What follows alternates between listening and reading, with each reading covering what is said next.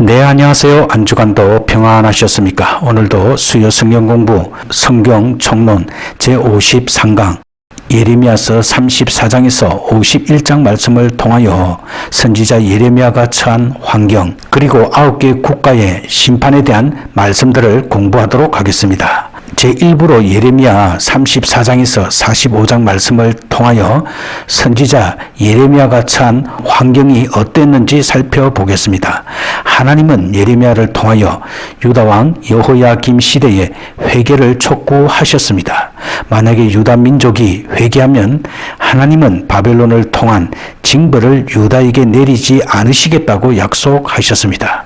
그러나 여호야김은 하나님의 경고를 무시하였고 그 결과로 바벨론 왕이 유다를 세 차례 침범하여 폐허로 만들고 많은 사람을 바벨론의 포로로 잡아갔습니다. 하나님은 민족과 개인의 죄를 결코 묵과하지 않으십니다. 반면 회개하고 돌아오면 돌이켜 재앙을 내리지 않으시는 분이십니다. 예레미야서 34장에서 36장 말씀에는 하나님께서 유다를 향하여 경고하십니다. 유다 시드기야 왕 때에 바벨론 느부갓네살 왕이 침략하여 라기스와 아세가라 성만 남기고 모두 점령하였습니다. 이때의 시드기야 왕이 백성들에게 취한 행동은 무엇이며 그 결과 또한 하나님은 레갑 족속을 통하여 유다 민족에게 말씀하셨습니다. 그리고 여호야김 왕 때에 하나님은 유다의 죄를 사하시기 위하여 경고를 주셨습니다. 하나님께서는 계속해서 유다 민족을 향하여 회개를 촉구하십니다. 유다의 마지막 왕인 시드기야는 바벨론이 유다의 모든 성들을 점령하자 하나님의 말씀대로 히브리인 노예를 모두 풀어 주었습니다. 그 결과로 하나님은 애굽의 군대를 징발하셨고 이 소식에 바벨론 군대는 철군하였습니다. 바벨론 군대가 철군하자 유다 민족은 히브리인 노예를 다시 잡아들여 부림으로써 하나님의 진노를 샀습니다. 그로 인해 하나님은 예레미야를 통하여 하나님과의 언약을 파기한 유다 민족을 다시 징벌하셨습니다. 반면 레갑 족속은 포도주와 집을 짓지 말라는 명령을 대대손손 지킴으로 하나님께 긍휼하심을 받았습니다. 하나님은 여호야김 왕 시절에 유다의 죄악을 사하기 위하여 예레미야를 통하여 금식을 선포하며 회개할 것을 촉구하셨습니다. 그런데 유다 왕 여호야김과 그 신하들이 그 경고를 무시하고 그 두루마리를 화롯불에 던지는 죄악을 범하였습니다. 하나님은 진노를 내리시기 전에 선지자들을 통하여 회개하고 하나님께로 돌아올 것을 촉구하셨습니다. 오늘날 우리에게도 하나님은 말씀과 예배를 통해 하나님 안에서 살 것을 요구하고 계십니다. 그리고 예레미야서 37장에서 39장 말씀에는 예루살렘이 점령당한 전후 상황에 대해서 말씀하고 있습니다. 시드기야 왕의 히브리 노예 해방에 대한 폭으로 하나님은 자신의 분노를 푸셨으며 애굽의 군대를 동원함으로써 바벨론 군대를 일단 유다에서 철수시켰습니다. 그 당시에 예레미야는 토굴과 구덩이에 갇히게 됩니다. 바벨론 군대가 일단 유다에서 철군하였을 때에 예레미야는 베냐민 땅에서 분깃을 받으려고 예루살렘을 떠나려 하였습니다. 그때에 베냐민 문에 수문장 이리야가 예레미야를 바벨론에게 항복하려는 줄 잘못 알고 요나단의 집 토굴에 가두었습니다. 또한 예레미야를 시위대 뜰의 구덩이에 넣었습니다. 이것을 구스인 에벤멜렉이 시드기야 왕에게 이는 선하지 못한 행동임을 간청하여 왕의 허락을 받아 예레미야를 그 구덩이에서 건져내었습니다. 이 같은 에비멜렉의 행동으로 그는 예루살렘에 내린 하나님의 재앙에서 제외되는 은총을 입었습니다. 예루살렘 함락 시에 느부갓네살 왕은 사면에 토성을 쌓고 18개월 동안 포위하였습니다. 그 결과 성내의 기근이 심했을 때에 바벨론 군대는 예루살렘 성벽을 뚫고 진입하였습니다. 그러나 왕자들은 시드기야 목전에서 죽임을 당하였고 시드기야는 두 눈이 뽑혀서 바벨론으로 끌려갔습니다. 그리고 우리는 하나님의 사람을 선대한 사람과 박대한 사람에 대해서 그 결과를 살펴보겠습니다. 선지자 예레미야를 선대한 에벳멜렉은 예루살렘이 함락되어 많은 사람이 죽고 바벨론에 포로로 잡혀가는 와중에 하나님의 은총으로 온전할 수 있는 축복을 받았습니다. 그러나 하나님의 사람을 박해하고 모해하려는 무리는 결국 죽임을 당하거나 바벨론에 포로로 잡혀가는 신세가 되었습니다. 이처럼 우리는 하나님의 기름 부음 받은 자를 선대하는 것이 지혜입니다. 아무리 부족한 하나님의 종이라 할지라도 하나님의 택하신 분임을 인정하고 잘 섬겨야 합니다. 예레미야서 40장에서 45장 말씀에는 그다랴와 애굽으로 간 백성들에 대해서 말씀하고 있습니다. 바벨론의 시위대장 느부사라단은 예레미야를 라마에서 풀어줍니다. 풀려난 예레미야는 다시금 예루살렘에 와서 선지자로 활동합니다. 이때 유다의 총독으로 임명된 사람은 그다랴이었습니다. 또한 백성들이 가레아의 아들 요하난과 애굽으로 가게 됩니다. 그리고 애굽에서 이들은 하나님께 범죄하게 됩니다. 그리고 계속해서 이스마엘의 업무와 하늘 여신을 섬기는 죄를 범하게 됩니다. 이스마엘은 암몬 자손의 왕 바알리스의 명령에 의하여 유다 총독을 죽이려고 예루살렘에 왔습니다.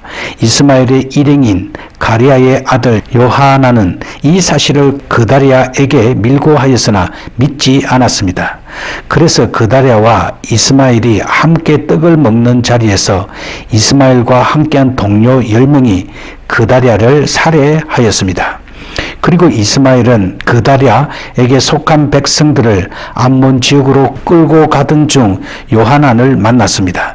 이스마엘에게 속한 군사들이 그의 악행을 보고 요하난을 쫓자 이스마엘은 자기의 동료들과 암몬 지역으로 도망갔습니다. 요하난과 백성들은 예루살렘에 머물러야 산다는 예레미야의 말을 무시하고 애굽으로 가 하늘 여신을 섬기는 죄악을 범하였습니다. 그리고 계속되는 불신앙의 결과에 대해서 살펴보겠습니다. 하나님은 선지자 예레미야를 통하여 하나님의 뜻을 계속하여 유다 족속에게 말씀하십니다. 그리고 그 약속은 1.1에게 변개함 없이 성취되었습니다. 그럼에도 불구하고 유다 족속은 예레미야의 이 말을 무시하고 애굽으로 갔으며 하늘 여신을 섬기는 이중적인 죄를 범하였습니다. 하나님은 예레미야를 통하여 계속적으로 회개를 촉구하셨습니다. 그러나 유다 족속은 이 명령에 순종하기보다 도리어 선지자를 더욱 핍박하였습니다. 그 결과 유다와 예루살렘은 바벨론에게 정복되었고 수많은 사람이 죽거나 포로로 잡혀갔습니다.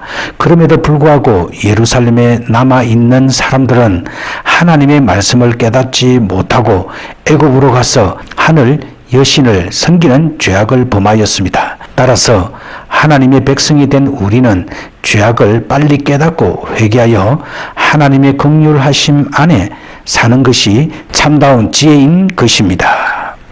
그리고 레갑 족속에 대해서 살펴보겠습니다. 배경, 레갑 족속은 레갑의 아들 요나답이 예후 시대에 일으킨 종교 집단으로서 나실인과 비슷한 성격을 띱니다. 레갑의 아들 요나답은 예후가 아합 가문에 대한 유혈 숙정을 할 때에 물리적으로 그를 도왔던 자입니다. 예후는 요나답을 데리고 가서 하나님을 위한 자기의 열심으로 일하여 요나답으로부터 치하를 받고 싶어 합니다. 본문에 의하면 그는 확신 있는 여호와 숭배자였으며 그의 확고 부동성은 모든 사람들에게 알려져 있었습니다. 아합과 이세벨의 지나친 행위들, 바알 예배의 도입과 그 당시 발생한 이스라엘 사회의 점진적인 도시화, 그리고 이에 따르는 사회적 형태들의 붕괴 등은 요나답과 많은 사람들에게 저항감을 줍니다. 그리고 그들은 전통과 과거에 보다 단순했던 생활에 대한 향수에 젖어듭니다. 그래서 그들은 레갑의 아들 요나답을 중심으로 의식적으로 옛날의 생활 양식으로 되돌아갑니다. 이와 같은 내용을 바탕으로 레갑 족속의 기원을 BC 840년경으로 추정할 수 있습니다. 레갑 족속의 생활 방식, 그들의 생활은 보통 대지와 고정된 결속을 맺지 않고 유목민으로 삽니다. 그들은 의도적으로 도시의 문명과 거리를 멀리 두고 생활합니다. 그들의 생활을 카르디아의 히에로니우스가 BC 4세기경에 나타난 나밧 족속과 관련된 내용을 보고한 것을 보면 쉽게 알 수 있습니다. 그들에게서 지배하는 규칙을 보면 곡식을 파종하지도 말고 과일이나 무를 재배하지도 말며 포도주를 마시지도 말고 집을 건축하지도 말라는 것입니다. 예레미야는 그들이 250년이 지난 후에도 여전히 자기들의 생활 습관을 충실하게 지키고 있다는 사실을 통해 이스라엘에게 순종의 본보기임을 강조합니다.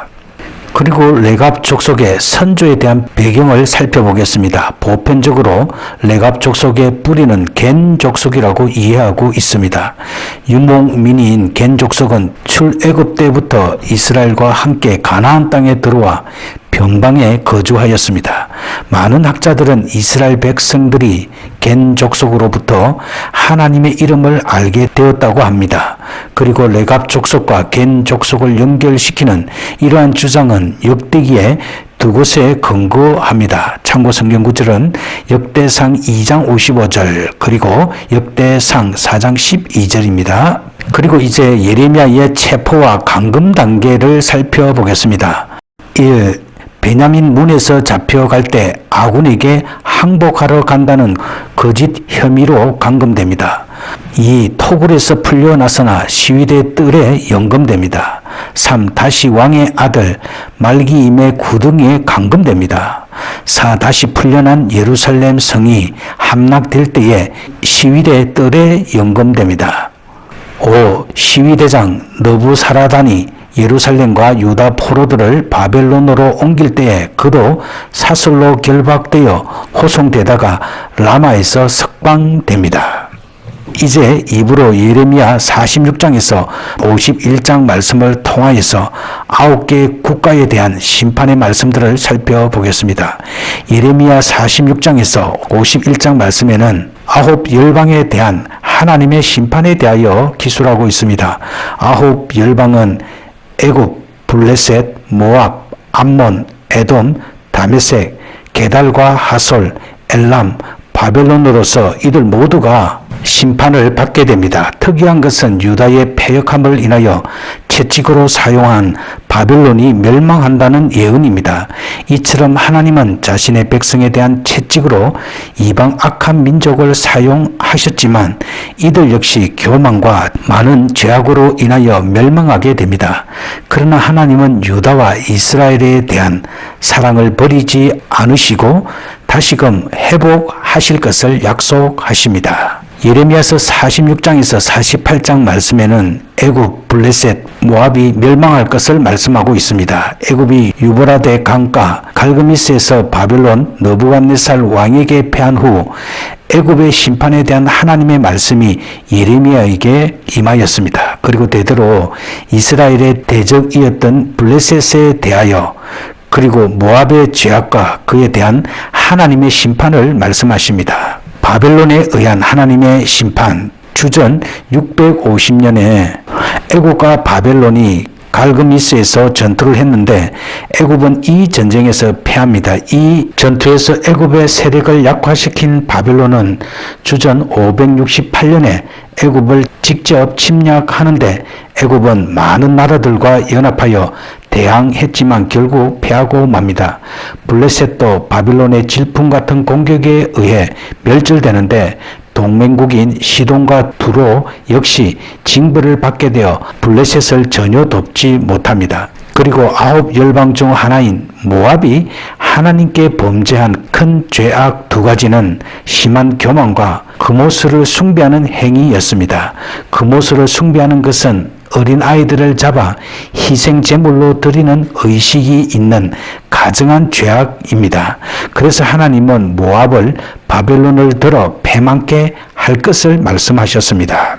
이것은 바로 죄인에 대한 하나님의 심판을 말씀하시는 것입니다. 하나님은 죄악이 가득한 세상에 대하여 끊임없이 참으시는 분이 아니십니다. 하나님을 대적하는 세상에 죄악이 가득하면 하나님은 진노의 채찍을 들어 이들을 멸하십니다. 이 진노를 쉬게 하는 역할이 바로 하나님의 사람들이 감당해야 하는 역할입니다. 그래서 우리는 계속하여 악한 세상을 위하여 기도하고 하나님의 뜻이 이 땅에 이루어지길 기도해야 합니다. 또한 우리는 멸망의 구름으로 달려가는 사람들에게 생명의 길을 알려주어 그리스도에게로 인도하는 전달자의 사명을 감당해야 합니다. 예레미야 49장에는 암몬, 에돔, 다메섹, 게달과 하솔 그리고 엘람의 멸망에 대해서 기록하고 있습니다. 하나님은 바벨론이라는 채찍을 사용하셔서 계속적인 심판을 행하십니다. 그 중에는 완전히 멸망하는 족속도 있고 하나님이 다시 돌아오게 하여 사용하시는 족속도 있습니다. 암몬, 에돔, 다메섹, 게달과 하솔, 엘람의 이 5 족속에 대한 심판의 원인과 그 결과에 대하여 하나님은 말씀하십니다. 먼저 바벨론에 의한 하나님의 심판, 하나님이 암몬을 멸하시는 원인은 아수르의 포로가 되어 무방비 상태에 있는 이스라엘을 점령하고 살육을 자행했기 때문입니다. 하나님은 암몬의 수도인 라빠와 모든 성읍들이 불에 타고 신으로 숭배하는 밀감의 제사장들과 방백들이 사로잡혀 갈 것이라 하였습니다. 또한 에돔을 멸시하는 이유는 교만인데 에돔은 바벨론과 연합하여 예루살렘을 침공했고 유다 자손의 멸망을 보고 기뻐하였습니다. 그래서 하나님이 진노의 잔을 들어 철저하게 패망시키실 것을 예언하였습니다. 다메섹은 수리아의 수도로서 수리아 나라를 말합니다. 이들의 파멸은 해산하는 여인에게 갑자기 고통이 임하듯이 임할 것을 말씀하셨습니다. 게달은 이스마엘의 자손이고 하솔은 그 권원이 알려지지 않은 족속입니다. 이 족속은 사막 가운데에 거하기 때문에 안전하리라 여겼지만 바벨론에 의하여 패망하였습니다.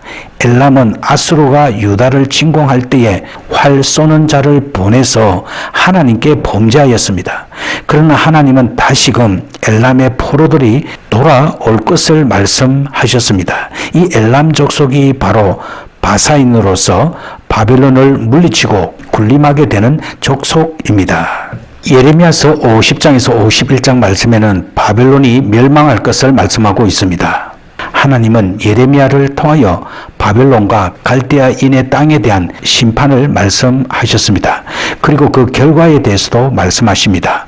그리고 바벨론의 멸망과 이스라엘과 유다 민족의 귀환과는 어떤 관계가 있는지 살펴보겠습니다. 북방 민족의 연합군인 메대와 바사에 의한 하나님의 심판.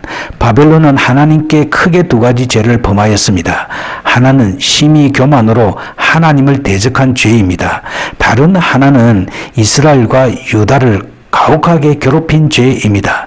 이러한 죄악 때문에 하나님은 북방에서 큰 연합군 즉 메대와 바사를 일으켜 바벨론을 멸절시키실 것을 말씀하셨고 땅은 가뭄으로 황폐하게 될 것이라고 하셨습니다.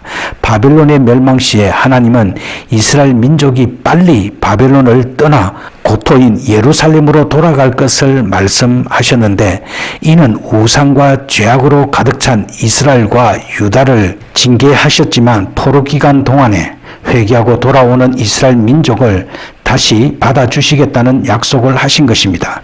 하나님은 9 열방에 대한 심판을 예레미야를 통하여 예언하셨습니다. 그 예언은 완전히 성취되었고 이스라엘과 유다는 메대 바사가 바벨론을 멸망시키는 기점으로 고국에 돌아올 수 있었습니다.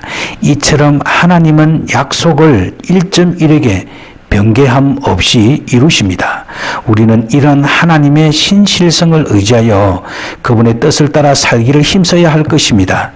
또한 우리의 육신이 약하여 교만해지고 실족하여 넘어졌을 때는 속히 회개하고 겸손하게 하나님께 나아가는 자세를 지녀야 할 것입니다. 그리고 우리가 꼭 알아야 될 내용 중에 하나가 바로 갈그미서 전투입니다. 먼저 배경을 살펴보겠습니다. 북이스라엘을 점령했던 아수르의 아술바니팔 왕이 죽자 온 나라 안에 내란이 일어났습니다. 이 내란은 결정적으로 아수르의 파멸을 초래합니다. 바벨론은 이러한 혼란 상태를 이용하여 독립하였고 반란의 주모자는 갈대아의 왕자인 나보폴라살로서 그는 신바벨론 제국의 창설자가 됩니다. 그는 바벨론의 왕이 된 후 아수르의 세력을 바벨론에서 몰아냅니다. 나보폴라살은 BC 616년 유프라테스 지역까지 진격하여 아수르를 궁지에 몰아넣습니다. 이때 아수르는 애굽과 군사 조약을 맺습니다. 애굽의 삼매 티쿠스 왕은 아수르가 더 이상 애굽을 위협할 만한 힘이 없다는 것을 알고 그를 이용하여 위협적으로 팽창하고 있는 메대와 바벨론의 세력을 저지하는 완충지대로 아수르를 보존하고자 계획을 세우게 됩니다. BC 616년 애굽 왕은 아수르를 도와 바벨론의 진출을 저지하려고 메소포타미아에 도착했으나 아수르는 메대와 바벨론 연합군에 의해 함락되어 버립니다. BC 609년 삼메티쿠스의 뒤를 이은 애굽 왕 너고 2세는 아수르의 망명 정부를 원조하여 하란을 회복하기 위해 유프라테스에 있는 갈그미스 북방으로 대군을 이끌고 행군합니다. 그리고 결과 갈그미스는 알레포 북동쪽 100km 지점이며 유브라테스 강을 가로지르는 중요한 개울로 둘러싸인 도시로서 오늘날의 이름은 예라블루스입니다. 이곳을 애굽 왕 너고 2세가 재탈환하려고 4년간 바벨론과 전쟁을 했으나 실패합니다. 이러한 상황이 BC 605년까지 계속되다가 애굽은 바벨론의 느부갓네살에 의해서 완전히 격퇴당하고 맙니다. 그 결과 세계 힘의 균형이 바벨론에게 기울게 되었습니다. 그리고 금오서 족속에 대해서 살펴보겠습니다. 금오서는 모압 족속의 수호신으로 정복자 또는 주인이라는 의미를 가지고 있습니다. 금오서는 암몬의 신인 밀곰 또는 몰렉에 해당됩니다. 금오서는 태양신인 동시에 전쟁신이었습니다. 금오서 숭배자들도 암몬의 몰렉 숭배자들처럼 어린 자녀들을 제물로 바쳤습니다. 왜냐하면 모압인들은 금오서가 안정과 풍요를 가져다 준다고 믿었기 때문입니다. 이스라엘 민족은 금오서를 기념하는 제사를 처음으로 드린 사람은 솔로몬이었습니다. 참고 성경 구절은 열왕기상 11장 7절 그리고 열왕기하 23장 13절입니다. 뿐만 아니라 솔로몬은 금오서를 위한 산당을 예루살렘 앞 산에 세우기도 하였습니다. 이 산당은 유다 왕 요시아가 종교 개혁을 하면서 더럽혔습니다. 그리고 게달과 하솔, 엘람에 대해서 살펴보겠습니다.